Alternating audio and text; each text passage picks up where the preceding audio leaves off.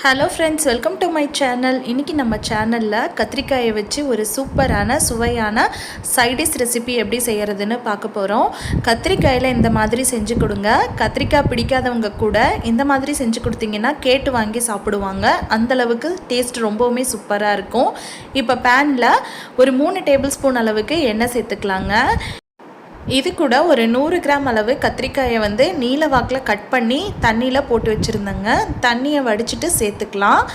கூடவே கொஞ்சமாக உப்பு சேர்த்துட்டு கத்திரிக்காய் ஒரு 3லேருந்து 4 நிமிஷத்துக்கு நல்லா வதங்கி வெந்து வரணுங்க. அந்தளவுக்கு நம்ம எண்ணெயில் நல்லா வதக்கி எடுத்துக்கலாங்க. பாருங்கள், இந்த மாதிரி நல்லா ஒரு 3லேருந்து 4 நிமிஷம் நல்லா வதக்கி விடுங்க. இப்போ பார்த்தீங்கன்னா தெரியும், இந்த கத்திரிக்காயோட தோலெல்லாம் நிறம் மாறி கத்திரிக்காய் நல்லா வெந்து வந்திருக்கு பாருங்கள். இந்த அளவுக்கு வந்ததும் இதை ஒரு பிளேட்டில் மாற்றி வச்சிடலாம். இல்லைனா மிக்ஸி ஜாரில் நீங்கள் போட்டுக்கோங்க. இது நல்லா ஆறட்டுங்க. இது அப்படியே இருக்கட்டும்.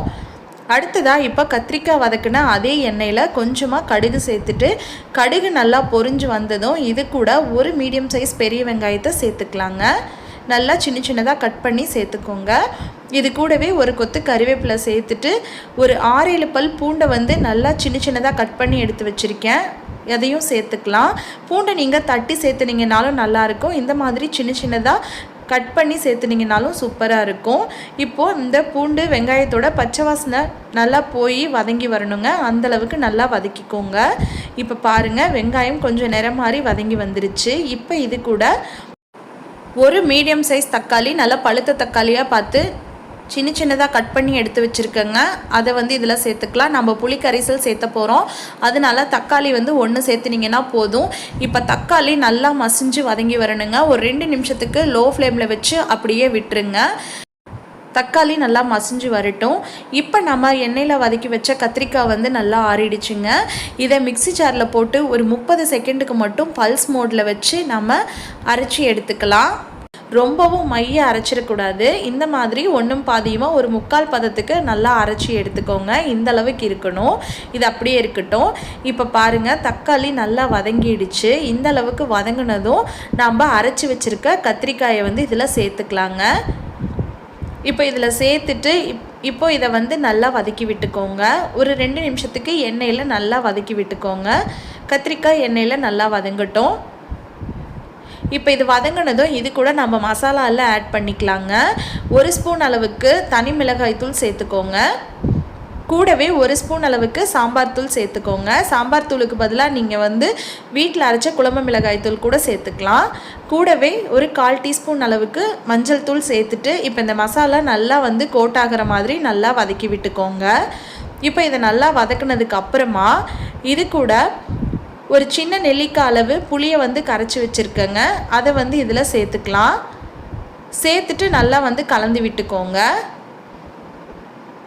இப்போ நம்ம புளியை பச்சையாக தான் சேர்த்துருக்கோம். அதனால் இது கூட 1 கப் அளவு தண்ணி சேர்த்துட்டு நம்ம இதை ஒரு 5 நிமிஷத்துக்கு நல்லா கொதிக்க விட்டு எடுத்துக்கலாம். அந்த தொக்கு நல்லா எண்ணெய் பிரிஞ்சு வரணும்.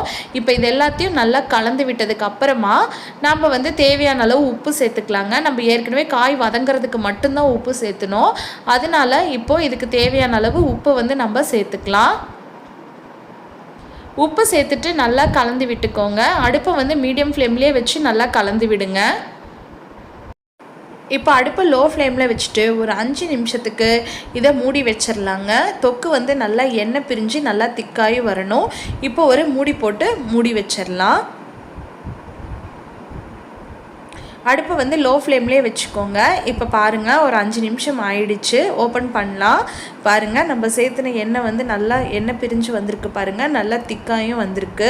நல்லா ஒரு தொக்கு பதத்துக்கு வந்திருக்கு பாருங்கள். இந்த அளவுக்கு வந்ததும் நம்ம அடுப்பை ஆஃப் பண்ணிடலாங்க. அவ்வளோதான், கத்திரிக்காய் தொக்கு சூப்பராக ரெடி ஆகிடுச்சுங்க.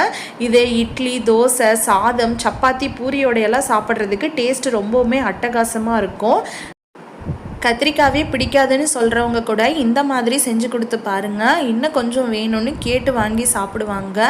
இதில் நம்ம கத்திரிக்காய் சேர்த்துன மாதிரியே நமக்கு தெரியாது. அந்த அளவுக்கு டேஸ்ட் ரொம்பவுமே சூப்பராக இருக்கும். ஃப்ரெண்ட்ஸ், நீங்களும் இதை ட்ரை பண்ணி பாருங்கள். ட்ரை பண்ணி பார்த்துட்டு உங்கள் கமெண்ட்ஸ்களை சொல்லுங்கள். உங்களுக்கு இந்த வீடியோ பிடிச்சிருந்தா மறக்காமல் நம்ம சேனலையும் சப்ஸ்கிரைப் பண்ணிக்கோங்க. தேங்க்யூ.